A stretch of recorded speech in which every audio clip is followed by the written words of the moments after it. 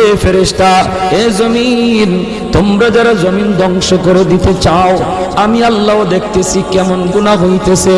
যেই মানুষে আমি আল্লাহ এত আদর করে বানাইলাম, আসমান আল্লাহ বানাইছেন কুন ফায়াকুন বইলা, ফেরেশতা আল্লাহ বানাইছেন কুন ফায়াকুন বইলা, জমিন আল্লাহ বানাইছেন কুন ফায়াকুন বইলা, কিন্তু আমারে আপনারে আল্লাহ পাক কুন ফায়াকুন বইলা বানায় নাই। আমাকে আপনাকে যখন আল্লাহ বানাইছে, খালাকতু বিয়াদাইয়া, আল্লাহ বলে আমি আমার নিজের হাত দিয়া বান্দা বান্দিরে বানাইছি। কারণ এই চেহারার মধ্যে এত দামি কপাল, ওই কপাল দিয়া বান্দা আমার কুদরতি কদমে সাজদা দিবে। এই কপালটার এত দাম, এই কপাল কুন ফায়াকুন বললে হয় না, এই কপাল ফেরেশতাদের হাতে বানাইলেও হয় না, আমি আল্লাহ নিজের হাতে বানাইছি।